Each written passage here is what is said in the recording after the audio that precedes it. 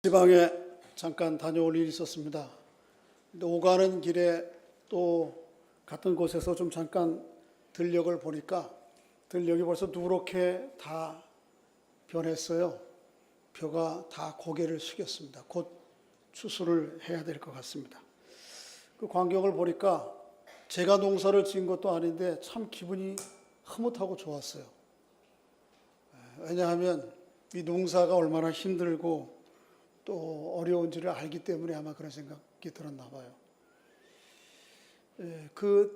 제가 지은 들녘, 제가 농사한 것처럼 기분이 좋은 생각이 있다가 한쪽에서 지나가는 생각이, 야, 이렇게 아주 아름다운 상황을 맞기까지 농부는 얼마나 땀을 흘렸을까, 그런 생각이 들었습니다. 얼마나 농부는 수고를 했을까. 농사가 쉬운 게 아니거든요. 뿌렸다고 그냥 나는 게 아니고요. 그래서 작물을 파종해서 결실하기까지는 여러 가지 조건들이 있어야 되는 것입니다. 첫째는 밭 토양의 상태가 좋아야죠. 그리고 두 번째는 기후가 또 따라줘야 되죠. 지난 주간 중에 우박이 어느 지역에 내려가지고요, 1년 과수농사들이 다 망가졌어요.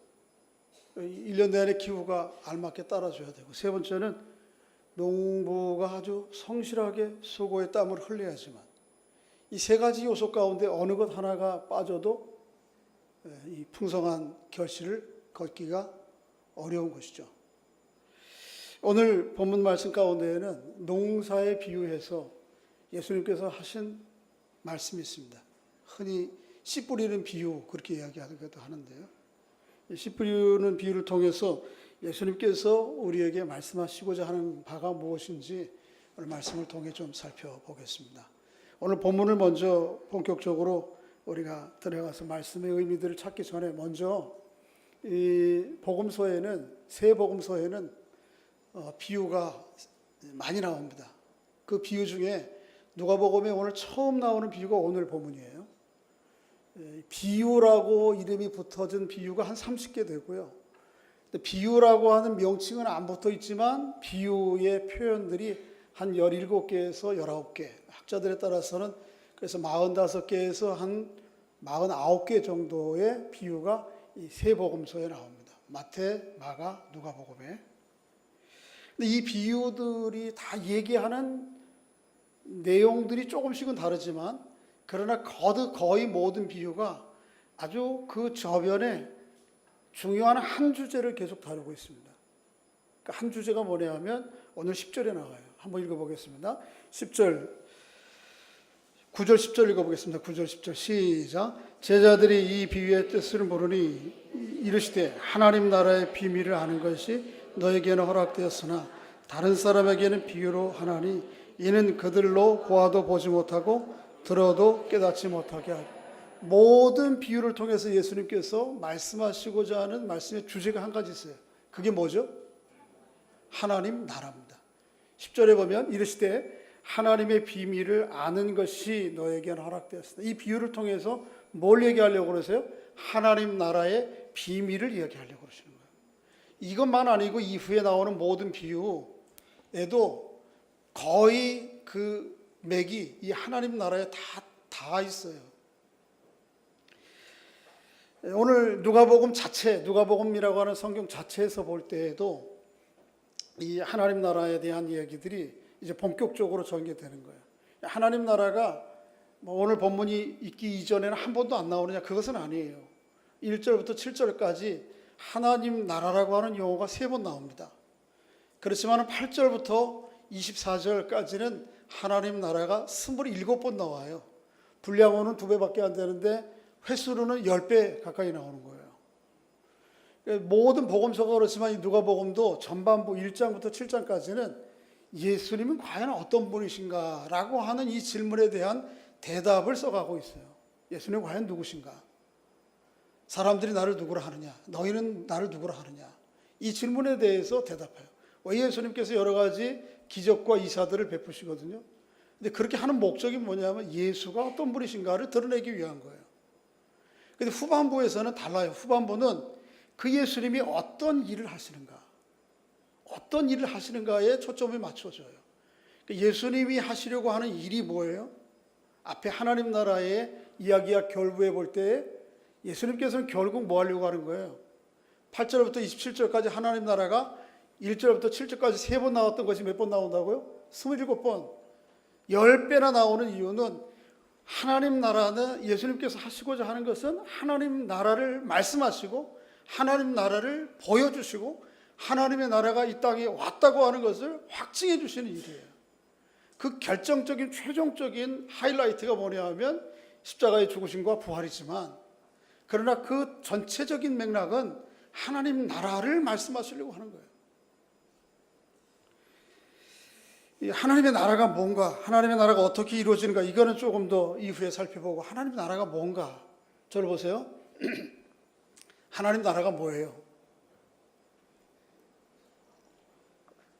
그렇게 물으면 하나님 나라가 하나님 나라지 뭐야.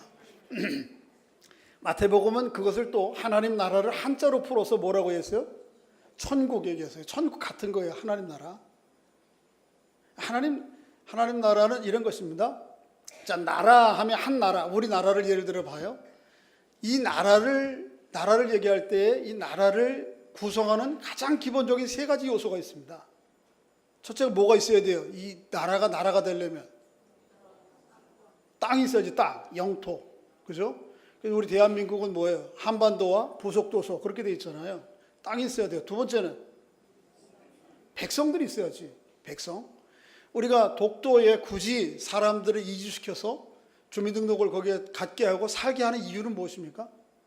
땅만 있어가지고는 나라로 땅 우리 국가 영토로 인정받지 못해. 그러니까 거기에 사람을 보내는 거예요. 그 다음에 또 한 가지 요소가 있습니다. 그래서 영토, 백성, 그 다음에 뭐가 있어야 돼요? 주권. 주권이라는 게 다른 말로 얘기하는 건 통치권이에요. 누가 다스리냐? 저를 보세요. 잠은 어제 저녁에 주무시고 오셨어야 돼요. 지금 자면 안 됩니다. 제가 못 자게 할 거예요, 오늘은. 예. 영토와 백성만이 아니고 뭐가 있어야 돼요? 주권. 우리나라는 주권이 누가 다스리냐 이거예요. 이게 주권이에요. 누가 다스려요? 국민이 다스리죠, 우리나라. 그래서 민주주의예요. 대통령은 뭐냐 하면 5년 동안 우리가 위임한 통치권을 잘 행사하라. 이거 행사하지 못하면 중간이라도 어떻게 해야 돼요? 내려와라. 우리가 마음대로 할 수 있는 거예요. 우리에게 있어요, 주권이. 그 다스림의 통치권이 3번째 중요한 요소인데, 오늘날 이 시대에는 영토가 제일 중요하고, 그 다음에 두 번째는 뭐예요? 국민. 그 다음에 뭐예요? 주권. 이게 중요한데, 오늘 성경 본문이 쓰여질 당시 뿐만 아니고 지금부터 몇백 년 전만 해도 이 순서가 아니에요. 제일 중요한 건 뭐죠? 주권이에요. 누가 다스리느냐. 누가 다스리느냐. 예를 들면 지금 유럽이라고 하는 나라가 국경이 있지만은 차가 검문소 없이 왔다 갔다 해요. 근데 옛날에는 독일령이었던 것이 지금은 프랑스형이 돼 있고, 프랑스형이 있던 것이 독일령이 돼 있는, 이게 엉망이에요. 어느 날 갑자기 함부르크 왕조가 우리를 다스려서 우리는 함부르크 왕조라고 국가라고 생각했는데, 어느 날 갑자기 누가 다스려? 브루노라고 하는 왕이 다스린데, 그럼 나는 브루노 또 여기 속해 있는 거예요. 누가 하루아침에 이 나라 됐다, 하루아침에 저 나라 되는 거예요. 누가 다스리느냐는 문제가 고대 국가에서는 가장 중요한 요소였어요. 그래서 오늘은 그렇지 않지만, 그래서 하나님의 나라 하면 제일 먼저 우리가 염두에 둬야 될 것은 땅이 아니에요. 땅보다 가장 우선적으로 염두에 될 것은 누가 다스리느냐. 하나님 나라는 누가 다스리는 왕이에요? 나라예요? 하나님이 다스리는 나라. 그게 하나님 나라예요. 그 하나님의 통치와 다스림을 받는 백성들이 있는 곳, 그 상태가 하나님의 나라예요. 그게 꼭 이 대한민국이 아니어도, 미국이 아니어도, 저 알래스카에 가 있어도, 어느 영토에 가 있든 하나님이 그 심령 가운데 오셔서 그 심령을 다스려 주시고 하나님의 뜻에 따라 순종해 살아가는 그 사람이 있는 곳이 하나님의 나라예요. 제일 중요한 것은 뭐예요? 누가 다스리느냐, 누가 우리의 왕이냐. 여쭙겠습니다. 여러분들은 하나님 나라의 백성이십니까? 네. 여러분과 저의 왕은 누구죠? 그렇게 인정하십니까? 그래요. 우리가 어디에서 무슨 일을 하든 하나님이 다스려서 하나님의 통치에 따라 오는 나라, 그 상태가 하나님의 나라예요. 물론 나중에는 모든 백성과 우리가 머무르고 있는 모든 영역까지도 어느 하나 부인할 수 없을 만큼 분명히 여기는 하나님의 나라구나 이렇게 인정할 만큼 그런 상태가 올 것입니다만은 지금 현재는 그러지 않은 거예요. 하나님의 나라가 우리에게 임하고 천국이 우리에게 오고, 우리 자꾸 천국을 가는 거라고만 생각하는데 성경은 천국이 옵니다. 그렇게 임하고 천국이 우리에게 임하면, 하나님 나라가 임하면 어떤 일이 벌어지는가? 로마서 14장 17절은 이렇게 얘기하고 있어요. 앞에 좀 보세요. 보여주세요. 로마서 14장 17절 읽어보겠습니다. 시작.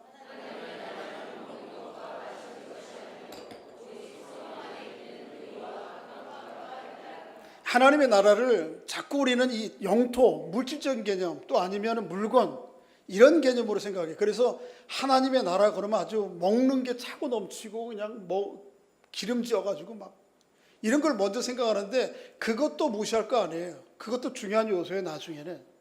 그러나 이것보다 더 근본적인 것은, 지금 우리에게 중요한 것은 뭐냐면, 하나님을 나의 왕으로 모시고 살아갈 때, 내가 예수 그리스도를 주로 고백하며 살아갈 때에 하나님이 나를 온전한 다스림으로 말미암아 첫째는 의가 이루어져요. 의가 뭐냐 하면, 의가 한문이거든요. 옳을 의, 옳고 그름의 문제예요. 하나님의 뜻을 따라 옳게 살아가는 게 하나님의 나라를 이루며 살아가는 거예요.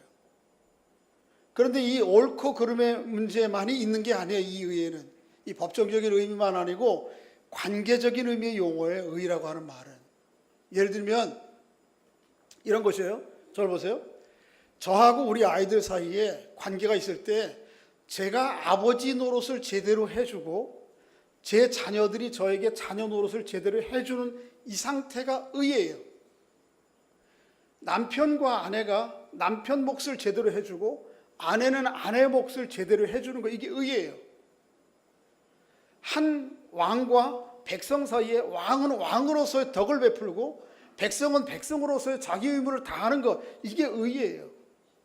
그러니까 관계 상대자가 모두 자기의 몫을 제대로 해주는 상태, 그것을 의라고 그러고, 이거를 현대적인 용어로 얘기하면 그걸 뭐라 하면 정의라 그러는 거예요. 하나님의 나라는 하나님의 통치를 받게 되면 하나님의 말씀과 하나님의 마음과 하나님의 생각과 하나님의 뜻을 따라 우리의 모든 관계에 의가 이루어져요. 하나님 관계도 마찬가지뿐만 아니고 우리와 우리 서로의 관계도 마찬가지고, 우리가 이 세상 사물과의 관계에도 온전한 의로움 가운데 살아가요. 이게 하나님이 나라가 우리에게 임하는 거예요. 눈 뜨세요. 눈을 감으세요. 허락도 없이.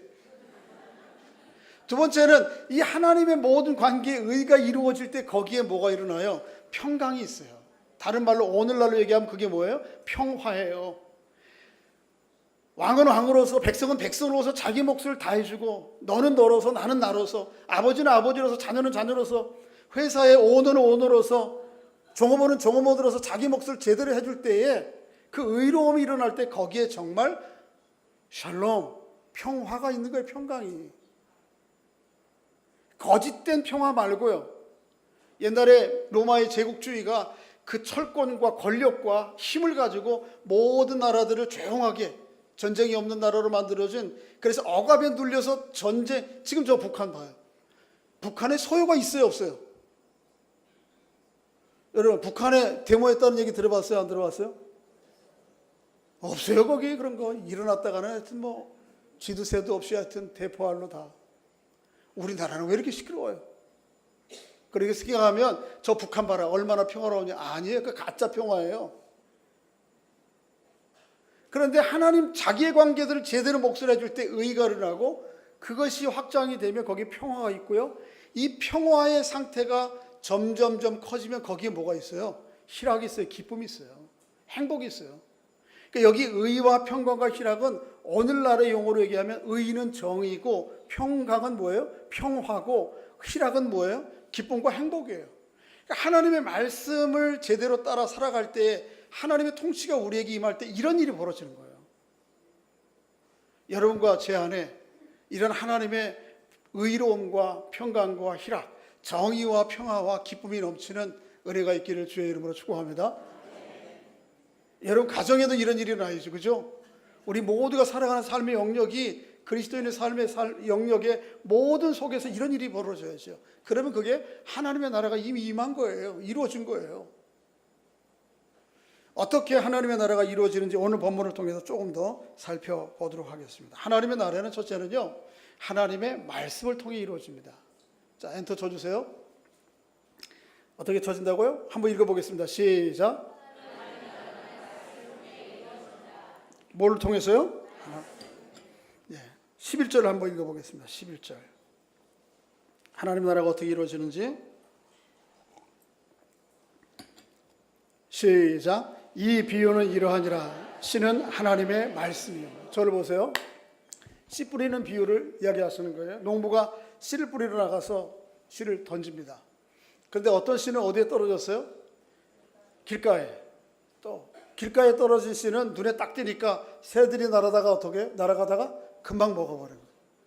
두 번째 농부가 씨를 뿌린 씨가 어디에 떨어졌어요? 바위 위에. 바위는 속에 들었지만 위에 흙인데 이거는 어떻습니까? 뿌리를 내리긴 내리되 더 깊이 내리지 못하니까 금방 말라 죽어버리는 거예요. 세 번째 씨가 가시덤불 속에 떨어졌어요.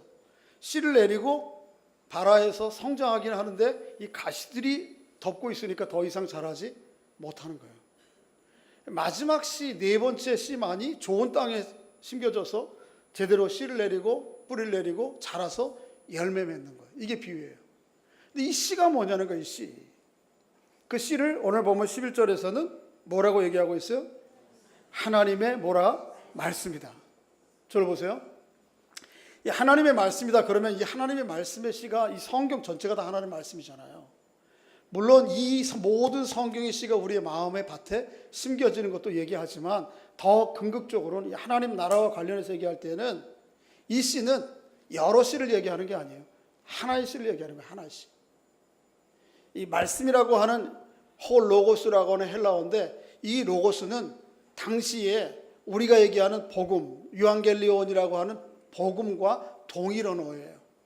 그러니까 이 말씀은 여러 수많은 성경 가운데 한 페이지 한 절이 되는 그 말씀이 아닌 복음, 1세기 당시에 복음이라고 얘기했던 그 복음을 말씀이라고 그렇게 얘기한 거예요. 이런 것을 이 말씀의 씨가 뭔지 분명하게 보여주는 성경 본문이 갈라디아서 6장 3장 16절에 한번 읽어보겠습니다.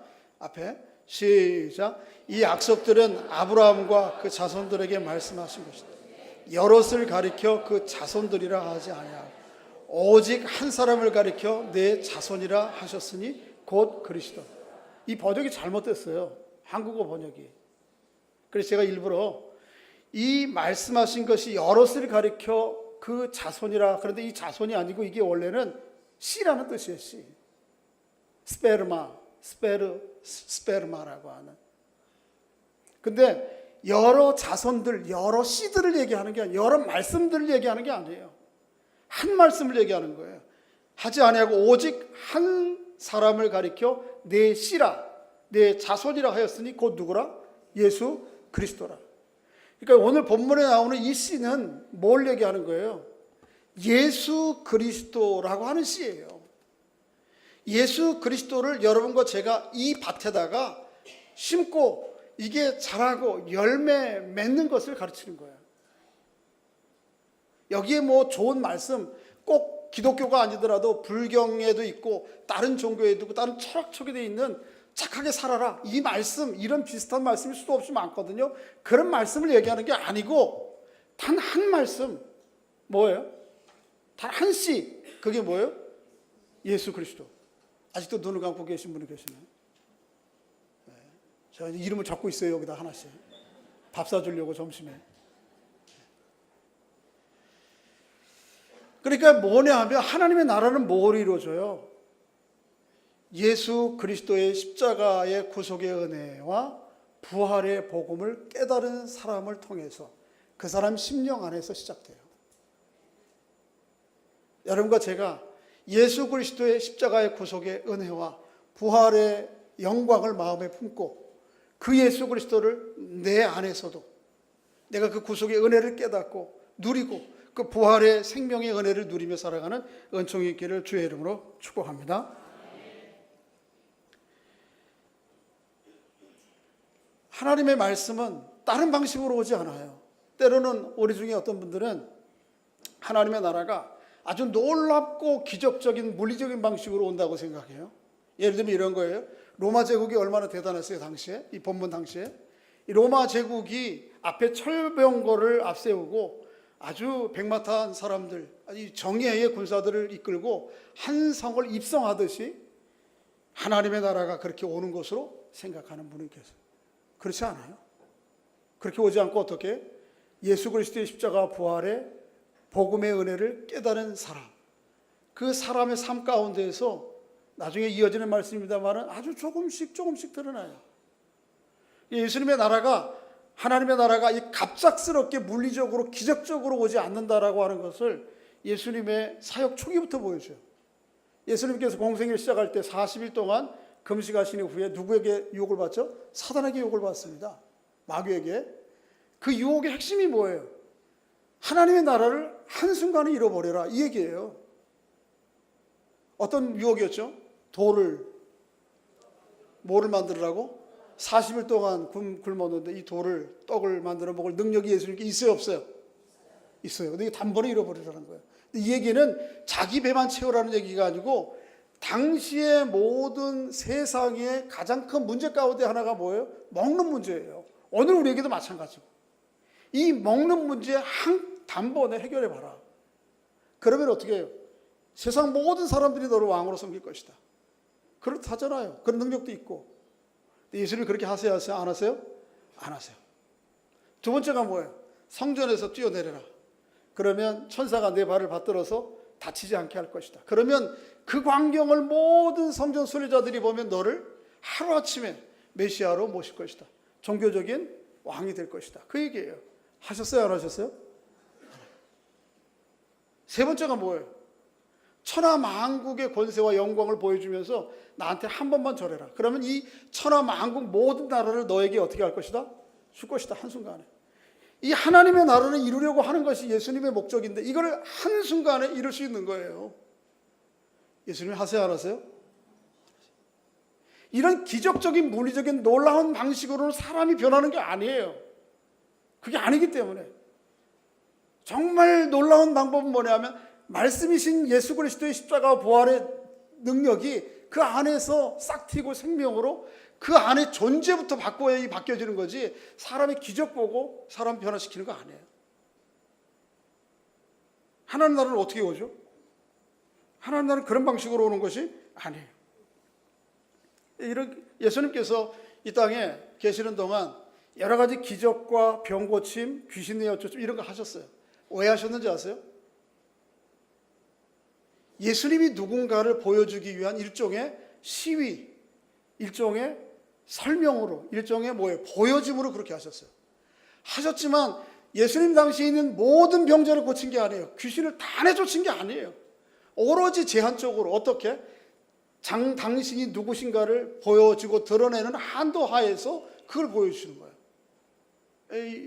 누가복음 한번 11장 다음 말씀 한번 볼까요? 이런 말씀이 있어요. 11장 20절 읽어보세요. 앞에 시작. 내가 만일 하나님의 손을 힘입어 귀신을 쫓아낸다면 하나님의 나라가 너에게 예수님께서 귀신을 내어 쫓으신 거예요. 내가 귀신을 내어 쫓은 걸 보면 뭐가 임한 것을 이미 알아야 된다고요? 하나님의 나라가 임하여 된 것을 알아야 돼. 병 고치는 것도 마찬가지. 그런데 예수님은 이렇게 병 고치고 귀신 내어 쫓는 기적적인 물리적인 방식으로 하나님의 나라를 온전히 이룬 게 아니에요. 이 말씀을 하신 이후에 몇 절 안 돼서 10절이 되지 않아서 이런 말씀을 하세요. 29절부터 30절 한번 읽어보겠습니다. 앞에 있습니다. 시작. 이 세대는 악한 세대라. 표적을 구하되 요나의 표적밖에는 보일 표적이 없나니 요나가 니느웨 사람들에게 표적이 됨과 같이 인자의 이 세대는 기적, 표적을 보여줄 게 한 가지밖에 없어요. 예수님이 그렇게 말씀하시는 거예요. 어떤 표적? 요나의 표적. 요나의 표적이 뭐예요? 요나가 물고기 뱃속에 들어가서 죽었죠. 물속에 뱃속에 사람이 들어가면 죽은 거지 뭐. 그런데 기적적인 방식으로 하나님께서 그를 3일 만에 어떻게 했어요? 물 밖으로 토해내셨죠. 이건 누구를 얘기하는 거예요? 이 요나의 기적은 예수 그리스도 자신의 십자가의 죽으심과 뭘 얘기하는 거예요? 부활을 얘기하는 거예요. 그러니까 이 세대에 보여줄 표적은 딱 한 가지밖에 없어요. 사람이 기적 보고 안 변한다니까요. 기적을 체험 가지고 사람이 변하는 게 아니에요. 요한복음 6장에 오병이어의 기적을 예수님이 행하셨어요. 물고기 2마리와 떡 5개를 가지고 5,000명을 먹이고도 12광줄이 남으셨어요. 그런데 예수님께서 6장 26절에 뭐라고 그러시는가 하면 너희가 나를 따르는 까닭은 정말 이 표적을 베푸는 예수 그리스도가 아니고 단지 뭐기 때문에 먹고 배부르기 때문에 따르는 거지. 사람은 기적 본다고 변하는 게 아니에요. 기적을 경험한다고 변하는 게 아니에요. 뭐로 변해요? 예수 그리스도의 십자가와 부활의 복음이 그 심령 가운데 심겨지고 그 십자가의 부활의 복음의 능력으로 말미암아 자기의 전생애를 바꾸고 거기에 걸고 바꾸는 삶을 통해서만 바뀌는 거지. 다른 표적이 우리에게 필요한 거 아니에요. 오늘날도 여전히 그 기적을 쫓아다녀요. 네. 오늘 좀 저는 열심히 하는데 여러분들이 좋으면 여러분 의로운 게 아니에요. 이건 저는 이걸 준비하느라고 얼마나 애썼어요. 얼마나 열심히 지금 합니까? 근데 졸고 있으면 여러분은 여러분의 몫을 제대로 하는 게 아니에요. 아주 불의한. 자, 뭘 하다 여기까지 왔나? 주여. 하나님의 나라는 오늘날도 여전히 그래서 뭐 하는데 쫓아다녀요? 병 고치는데 거기에 하나님의 능력이 있고 거기에 하나님 나라가 있고 귀신 내쫓는데 뭐가 있고 어디 나가면 기도받아가지고 어떻게 공부 못하던 놈이 공부도 잘하고 뭐 좋은 대학도 가고 어디 나가니까 투자했더니 돈 벌고 뭐 기도받고 투자하니까 어디로 가라 서쪽으로 가라 거기 땅 사라 뭐 이런 아주 극단적인 얘기지만 하나님의 나라는 그렇게 오는 게 아니에요. 하나님의 나라는 말씀의 씨를 그 심령 가운데 심고 그거를 싹 틔우고 그걸 자라게 하고 열매 맺는 것을 통해서 하나님은 이 심령 가운데 오고 그렇게 싹 틔운 사람들이 모인 공동체를 통해서 하나님의 나라, 의로움과 평화와 행복은 거기에 깃들고 그렇게 살아가는 사람들이 퍼져가는 세상 가운데로 자꾸 흘러가는 거지. 여러분 기적 경험했다고 예수 인정 안 하는 거 아니에요. 연결되는 말씀인데 하나님의 나라는 그래서 점진적으로 우리에게 이루어지는 거예요. 어느 날 갑자기 오는 게 아니에요. 한 방에 하나님의 나라를 기다리지 마세요. 그래서 이렇게 이야기할 수 있는 거예요. 한번 읽어보겠습니다. 시작. 다시 한번 시작. 이미 예수님의 비유의 말씀 시험 받을 때의 사건들을 통해서 말씀하셨죠. 그렇게 한 번에 오는 거 예수님이 거절하세요. 그리고 들어도 예수님의 제자들이 못 알아들어요. 마가복음 끝에 보면 예수님의 제자들이 예수님 말씀하시는 거 못 알아들어요. 그런데도 또 말씀하시고 또 말씀하시고 또 여러 가지 보여주시고 또 나중에는 어떻게 예수님께 십자가상에 죽으시고 이런 지난한 과정들을 겪게 하고 그러면서 통해서 하나님 나라가 오는 거예요. 오늘도 우리에게 방식이 똑같아요. 예수님이 부활하신 후에 제자들이 물었어요. 이스라엘 나라를 회복하시면 언제입니까? 다른 표현을 얘기하면 하나님의 나라가 언제 이루어집니까? 완성됩니까? 주님 뭐라고 말씀하셨어요? 그때와 시는 나도 모른다. 누구만 아신다? 아버지만 아신다. 단지 너와 내가 너에게 분부한 것을 아니 너희가 성령의 권능을 받으면 어디에? 예루살렘. 그 다음에 어떻게? 사마리아 아니지. 예루살렘. 그 다음에 어디? 유대. 그 다음에 어디? 사마리아. 어디? 땅끝까지를 이걸 하는 게 중요한 문제지. 그게 언제 오는지 그걸 무슨 의미가 있느냐. 그러니까 하나님의 나라는 씨를 뿌리고 파종한 것이 배태하고 자라고 온갖 여름에 이 거친 시기들을 거쳐야 되고 열매 맺는 이 지난한 과정들이 있는 것처럼 하나님의 나라는 여전히 오늘도 그런 방식으로 오는 거예요. 근데 우리가 그걸 신뢰하지 않아요. 그 과정 중에 어떤 일이 있을까에 대해서 오늘 본문 12절부터 14절에 얘기하는 것입니다. 12절 한번 읽어보겠습니다. 12절 시작. 길가에 이에 마귀가 가서 그들이 믿어 구원을 얻지 못하게 하려는 것이요, 빼앗는 것이요. 보세요.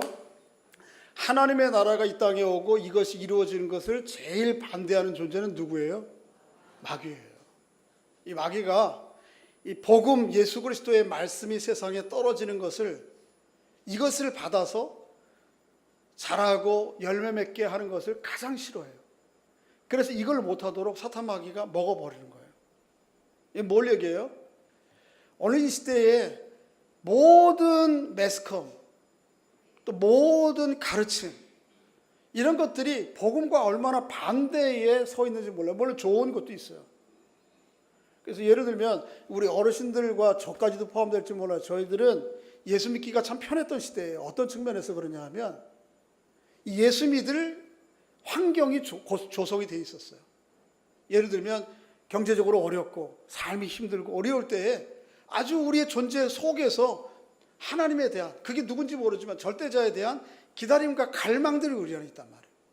이게 복음이 우리 안에 잉태되는 기경된 밭이에요. 오늘 이 시대는 그렇지가 않아요. 너무 물질적으로 풍요롭고 여유로워. 그리고 그들이 늘 배우고 매스컴을 통해서 받아들이는 인포메이션은 이 복음과 정반대의 가치와 문화와 사상들을 계속 주입받아요. 이 젊은 사람들이 예수 믿는 거 이거 보통이 아니에요. 오늘 왜? 늘 보고 듣고 경험한 것과 정반대의 복음의 진리들을 내가 받아들이는 거니까. 그러니까 여러분들 요즘 젊은 사람들이 예수 믿는 거를 보면은 막 진짜 막 안아줘야 돼요. 할렐루야. 길거리 지나가시다가 왜 머리를 왜 또 빨간색으로 했니? 이런 건 얘기하지 마시고, 너 언제 시집 갈래? 이런 얘기 하지 마세요. 뭐 시집 가는데 무슨 보태줄 거예요? 그것도 아니면서. 요새 그런 말 듣기를 원치 않아요. 아니 뭐 치마가 왜 이렇게 짧아? 그런 얘기도 하지 마세요. 근데 가거 쪽이면 좀 너무 짧게 입고 오지 마세요. 이 젊은 사람들은 얼마나 예수 믿기 힘든 환경인지 몰라요. 우리 어르신들은 기본적으로 절대적 권위라고 하는 게 인정된, 그게 너무 당연한 가치와 문화 가운데 자랐기 때문에 이 권위 구조들이 형성이 되는데 요즘 젊은 사람들은 그거 안 해요. 왜 사장님이라고 목사님이 하세요.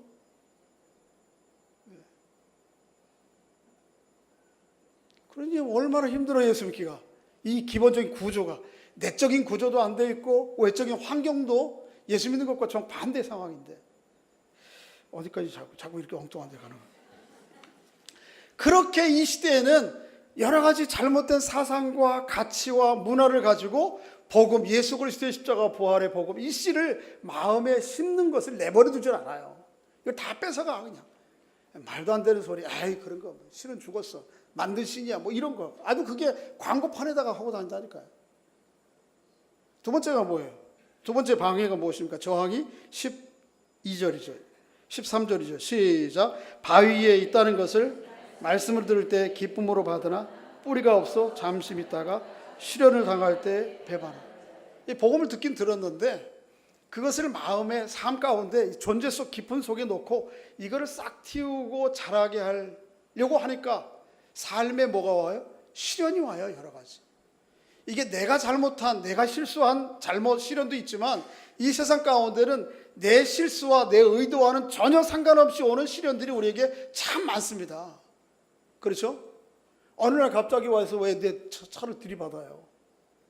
내가 한 거예요. 내가 잘못한 거 아니에요.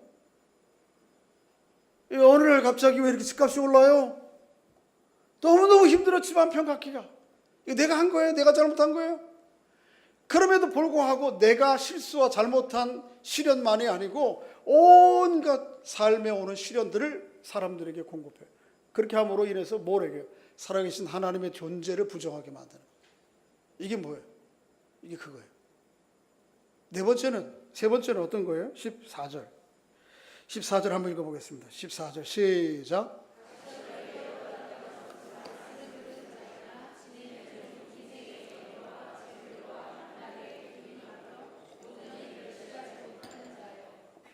복음을 듣긴 들었고 예수 그리스도 십자가 부활의 복음을 들었어도 이생의 염려와 재물과 향락의 기운 때문에 그것을 열매 맺지 못하는 거예요. 저를 보세요. 여러분, 우리의 염려는 대부분 지난 과거를 것을 가지고 염려합니까? 앞의 것을 염려합니까? 그렇죠? 지난 것은 후회하죠. 대부분 다 앞의 것을 얘기해요. 근데 여쭙게요. 여러분들이 염려의 정도에 따라서 앞으로 이루어질 일들이 이리저리 바뀝니까? 안 바뀝니까? 바뀌어요? 안 바뀌어요? 안 바뀌어요. 내가 지금 염려하는 문제가 염려를 아주 짙게 밤새워서 40일 동안 금식하면서 하면 앞날이 바뀔 것 같아요? 안 바뀌어요. 전혀 상관없어. 그냥 미리 끌어다가 내가 뭐 하는 거예요? 염려 근심하는 거야. 야, 어떻게 하나? 이루어지지 않을 일도 상상해가지고 다 염려하는 거예요. 이 염려하다가 내 안에 있는 예수 그리스도의 십자가의 복음을 다 놓쳐버려. 그래서 염려에 대해서 성경은 이렇게 얘기해요. 마태복음 6장에 한번 읽어보겠습니다.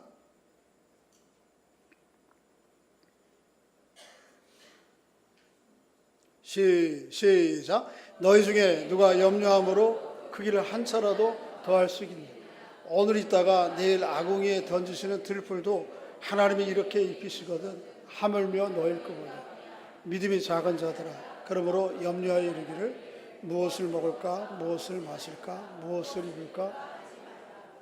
염려는 또 다른 표현으로 얘기하면 불신앙이에요. 하나님이 나의 왕 되심을 제대로 인정하지 못하고 주인 되심을, 인생의 주인 되심, 역사의 주인 되심을 인정하지 못하기 때문에 오는 거예요. 사람의 한계이기 때문에 저도 그거에서 완전히 자유로울 수 없어요. 그럼에도 불구하고 여러분이 하는 염려 때문에 내 안에 왕좌에 계셔야 될 주님, 이 하나님을 존재 자체를 무시하는, 그러면 이 큰일이죠. 또 두 번째가 뭐예요? 이생의 염려와 그 다음에 뭐예요? 재물이에요. 이 땅에는 재물만 있으면 모든 것이 다 될 거라고 생각해요. 그래서 재물이 곧 왕이에요. 그래요, 안 그래요? 이 시대의 사조예요. 재물이 곧 왕이에요. 그래서 사실은 그렇지 않아요. 돈을 조금 벌어본 사람들, 누려본 사람들은 결코 재물이 내 인생의 궁극적인 의미와 행복이라고 생각하지 않아요. 진짜 돈 많이 벌어본 사람들이 있거든요. 곳곳에. 우리나라에는 뭐 별로, 우리나라에도 가끔 그런 분들이 계신데, 예를 들면 마이크로소프트의 빌 게이트, 그다음 페이스북의 막주, 이 사람들이 상상할 수 없는 돈을 벌었는데 자기 자녀들에게는 그저 뭐 우리가 보통 서민들이 줄 돈 정도 남겨주고는 다 어떻게 해요? 다 자녀 사회에 돌려보내요. 이유는 뭐예요? 그게 그들에게 유익이 아니고 뭐가 된다는 거예요? 독이 된다는 거예요. 땀에 수고 없이 번 돈은 다 독이 되고 맙니다. 속지 말아야 돼요, 자꾸. 그러니까 돈을 좀 벌어서 누려본 사람이면 돈이 인생의 의미의 행복이라 아니라는 것을 신앙의 영역 아니더라도 일반적인 세상 사람들도 이미 다 동의하는 바예요. 근데 만일 우리가 예수 믿고 예수 잘 믿으면 부자 되는 거, 돈 많이 버는 것이라고 이걸 얘기를 하면 이 사회에서는 이미 상식 수준 그 단계를 뛰어넘어가 있는데 여전히 그거 붙들고 있는 거예요. 하나님 나라가 그런 거 아닌데 여전히 우리가 지금 그거 붙들고 있다. 재물에 대해 성경은 뭐하고 얘기하는지 디모데후서를 한번 보겠습니다. 한번 읽어보겠습니다. 시작. 벌해하는 자들은 시험과 올무와 여러 가지 해로운 육심에 떨어지라니 곧 사람으로 파멸과 멸망에 빠지게 하니 돈을 사랑함이 일만하게 뿌리가 되라. 이것을 탐내는 자는 미혹을 받아 미움에서 떠나 근심으로서 자기를, 돈에 대한 탐심, 돈에 대한 갈망이 그를 어떻게 한다고요? 찌른다고요. 돈이 결코 유익이 되는 게 아니고 뭐가 돼요? 독이 되고 맙니다. 이것 때문에 하나님의 나라가 그 10년 가운데, 그의 삶 가운데 발화되거나 자라지 못하는 거예요. 세 번째 한 가지 더 있어요. 그게 뭐죠? 향락이에요. 그렇죠? 다시 한번 13절 읽어보겠습니다. 14절 시작. 가시에 떨어졌다는 것은 말씀을 들은 자니 지내는 중에 이생의 염려와 재물과 향락의 기운이 막혀 온전히 결실하지 못해. 이 시대가 뭐예요? 남의 눈 신경 쓰지 말고 그냥 네 느껴지는 대로 살아라는 거예요. 그죠? 뭐 굳이 남의 시선 고려할 거 있고, 이 사회가 정해놓은 틀 그 속에서 뭐 살아야 될 이유가 뭐예요? 예를 들면 이런 거예요. 꼭 한 여자하고 평생 살아야 돼요? 아니, 옛날에 40년, 50년이 수명이 됐을 때는 한 여자하고 사는 게 동의가 돼요. 근데 지금은 몇 년이에요? 100년까지 살아야 되는데 어떻게 한 여자하고 살아야 되냐고.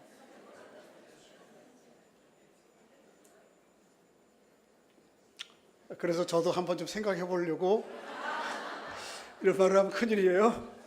이 시대의 사조가 그렇다는 거예요. 왜 한 여자하고만 살아야 되느냐. 두 여자 하면 안 되고 또 세 여자 하면 안 되고, 아니 뭐 그냥 너무 이렇게 결혼이라고 하는 법적인 구속이 매일 것 없이 그냥 뭐 살다가 좋으면 좀 더 연장하고 조금 실증 나면 우리 바꿔볼까 서로? 뭐 이런 사람. 왜 꼭 남자하고 여자하고 부부가 돼야 된다는 거예요? 남자하고 부부 가정을 이루면 안 되나? 여자가 여자하고 부부가 이루면 안 됩니까? 애는 꼭 내 배로 낳아야 되는 겁니까? 남의 배를 통해서 나오면 안 됩니까? 그래서 내 안에 있는 세포와 두 해서 인공 수정해가지고 아주 검사를 다 해. 어느 대학 나왔나, IQ가 뭐냐, 전공이 뭐냐, 그렇게 된 여자에게 인공 수정시키는 거예요. 왜? 이 아름다운 몸매를 애 낳으면 다 불쑥불쑥 망가지는데 왜 그렇게 해요? 돈 있는 사람들이 그렇게 하는 거예요 지금. 그런데 거기에 들어간 배는 분명히 나의 DNA와 내 아내의 DNA가 합성이 들어가 있어요. 단지 10달 동안 거기서 키워가지고 나오는 거예요. 왜 한 여자하고만 살아야 돼요? 왜 남자와 여자가 살아야 돼요? 남자끼리 같이 살면 안 돼요? 내가 이렇게 사는데 당신들이 뭔 대수야? 당신들이나 잘해. 이게 뭐예요? 이게 세상이 지금 가는 방식이에요. 근데 만일 그런 거에 동의하고 살아가면 이게 뭐예요? 이 향락이 그저 뭐 술 한잔 먹고 기분 좋고 이 얘기 정도가 아니에요. 이 시대에는. 그런 시대 사조 속에서 복음이 들어가서 이 복음이 생명이 되고 이 복음으로 열매 맺는다고 하는 거, 이 하나님의 나라가 이루어진다는 게 너무너무 힘든 과정 중에 하나는. 그래서 이런 지난한 과정이 하나님 나라가 이루어지는 과정 중에 있는 거예요. 그런 저항과 반대와 말도 안 되는 일들이, 그러면서 그 말도 안 되는 것들이 그게 사실이고 실제인 것처럼, 그게 진실인 것처럼, 그게 진리인 것처럼 그게 인정되는 세상이 오는 거예요. 그럼에도 불구하고 하나님의 나라는 그런 점진적인 저항과 어려움과 시련들을 겪어가면서 이 나라가 이루어지는 거예요. 마지막으로 살펴볼 것은 이 하나님의 나라는 어떻게 이루어지냐면 이렇게 이루어집니다. 한번 읽어보겠습니다. 시작. 그 나라는 순병과 인내로 예수 그리스도의 말씀, 십자가와 부활의 복음을, 이 생명을 마음에 배태시키고 그것을 자기의 인생 전체를 통해서 싹 틔우고 또 그 말씀을 따라 이루어가기 위해서 순종하고 순명하고 명령에 또 인내하는 것을 통해서 이루어져요. 그게 오늘 본문 마지막 절 말씀이에요. 한번 15절 읽어보겠습니다. 시작. 좋은 땅에 있다는 것은 착하고 좋은 마음으로 말씀을 듣고 지키며 인내로 교실. 한 번 더 읽습니다. 시작. 좋은 땅에 있다는 것은 착하고,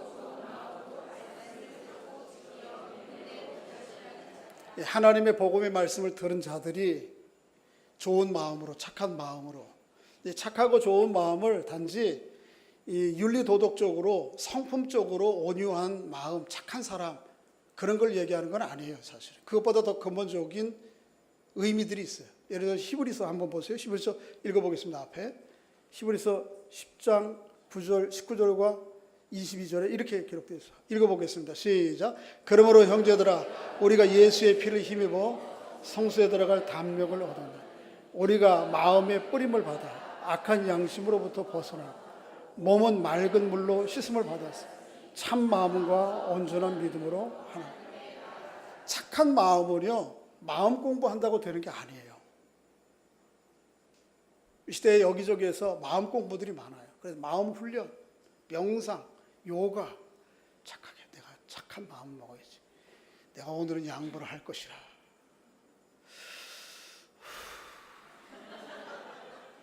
이렇게 훈련한다고 착한 마음이 형성이 되는 게 아니에요. 물론 어느 정도는 도움이 될 겁니다. 그것도. 근데 여기서 말하는 착한 양심이란 히브리서 10장 19절에 있는 것처럼 예수의 피를 힘입어 예수님께서 나를 위해 자기의 전 존재를 십자가에 들이시고 피를 흘리셨다라고 하는 그 구속의 은혜가 이 마음에 뿌려져야 돼요. 그게 기경된 예수 그리스도의 보혈의 은혜로 기경된 마음. 이 기경된 마음만이 하나님의 나라를 그 안에서 싹 틔우고 열매 맺게 하는 거예요. 이 마음이 아까 22절에 보면 참 마음과 온전한 믿음이에요. 그렇게 된 마음. 이게 착한 참선에서 되는 게 아닌 문제고 예수 그리스도의 십자가의 피의 공로와 은혜가 이 마음 중심에 흘러 그것이 감사하고 이런 사람이 하나님의 복음의 은혜들을 힘들지만 그 다음에 어떻게 해요? 순명함으로 어떻게 함으로? 순종함으로. 오늘 보면 다시 15절 읽어보겠습니다. 시작. 좋은 땅에 있다는 것은 착하고 좋은 마음으로 말씀을 듣고 어떻게 하는 거예요? 지키는 거예요. 듣는 것을 끝나면 안 돼요. 말씀을 듣고 지켜요. 그리고 또 어떻게 해야 돼요? 인내해야 돼요. 인내. 이 땅을 살아가면서 복음을 제대로 잉태하고 열매 맺으려면 삶이 편안하지 않습니다. 그래서 어떤 측면에서 예수 그리스도의 제자는 복음을 붙들고 세상 가운데서 고난받는 사람이에요. 복음을 붙들고 이 세상 가운데서 온전히 씨름하려면 세상이 그렇게 호락호락 우리를 환대해 주지 않아요. 오히려 배척하고 너 잘났다고 얘기하고 말도 안 되는 소리 하지 말라. 그렇죠? 하나님의 의로움을 모든 관계 속에 실현하려고 그러면 세상이 우리를 그렇게 호의적으로 받아들이지 않아요. 그럼에도 불구하고 그래서 예수님은 마가복음 10장 30절에 복음의 하나님의 나라를 받되 뭐와 함께 받느냐 따라해 보겠어요. 박해를 겸하여 받고 뭐와 뭐를 겸하여 받아요? 박해를 겸하여 받는 거예요. 고난을 겸하여 받는 게 복음이에요. 근데 온통 우리나라 복음은 어떻게 된 게 나 예수 믿으면 다 출세해야 되고 예수 믿으면 다 부자가 되는 그런 형통 복음만 있는지 모르겠어요. 성경 그렇게 얘기 안 하는데.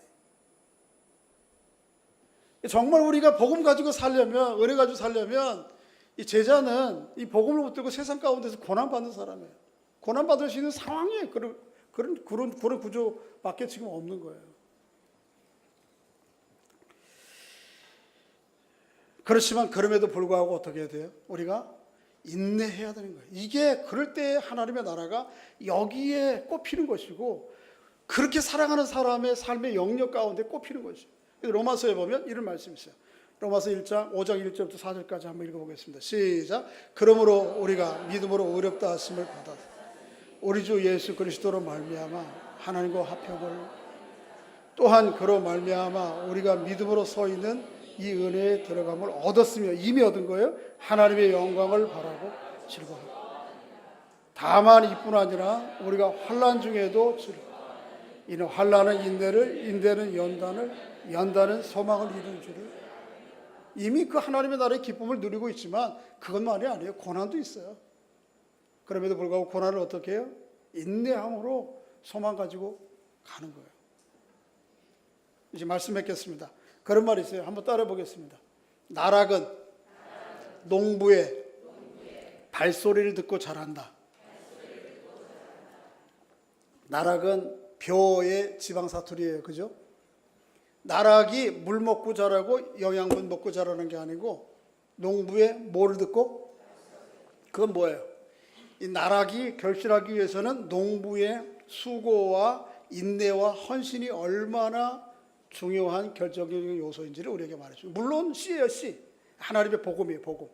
이 복음이 있지만 그럼에도 불구하고 마치 나락이 농부의 발소리를 듣고 자란다라고 하는 경구에서 보여주듯이 이 하나님의 말씀을 날마다 품고 기경하지 않으면 안 자라는 거예요. 제가 시골 출신이에요. 그래서 농사가 좀 얼마나 어려운지 알아요. 제가 시골에서 어려서 일을 해보고 좀 성장해가지고 20대 때도 어느 날 제가 시골에 내려간다 그러니까 어머니가 되게 반색을 하세요. 그래서 아들을 이렇게 기뻐하는가 보다, 기다리나 보다. 그래서 생각 기분 좋게 갔더니, 아들아, 오늘 네가 꼭 할 일이 있단다.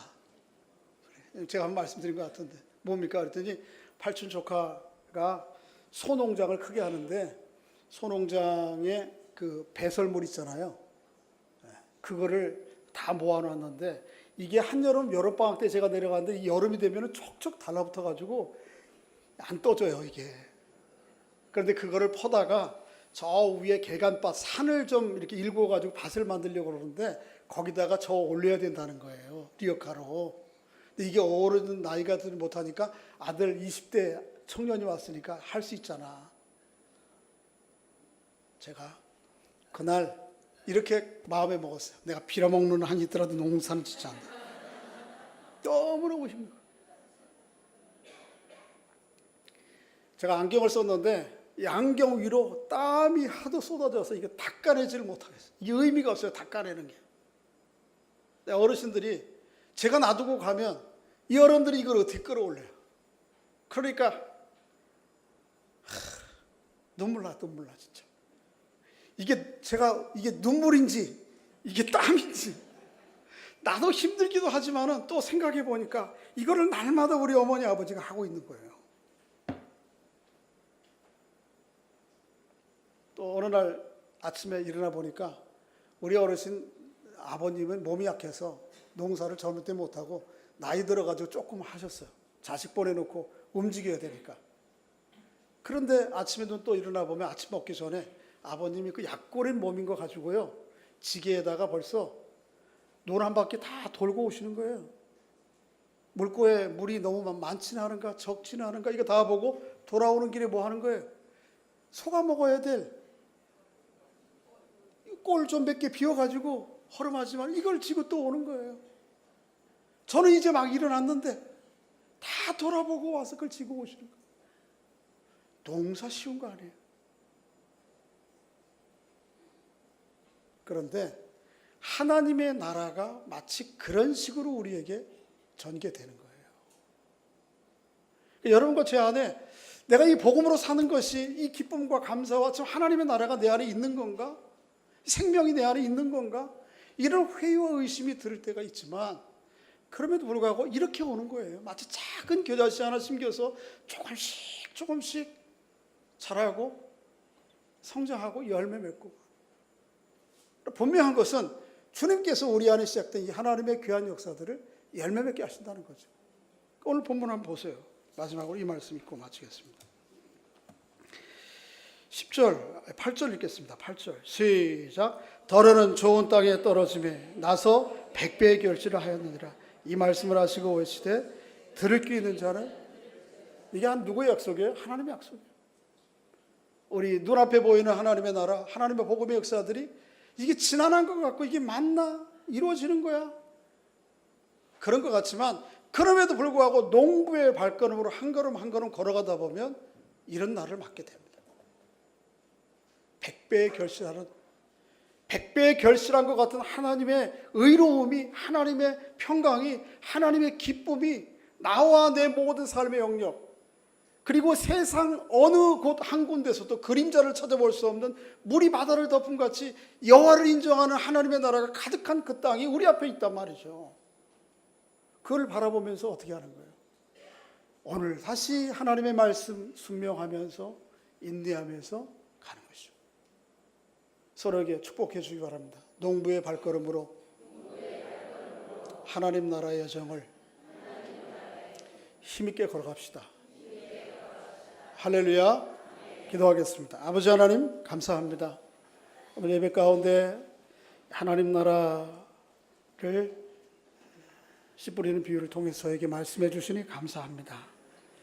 우리 안에 심겨진 이 씨앗을 주 예수 그리스도의 복음과 또 십자가와 부활의 생명을 날마다 다시 일구고 또 싹 틔우고 자라게 하며 열매 맺는 저들의 남은 생에 될 수 있도록 은총을 베풀어 주시옵소서.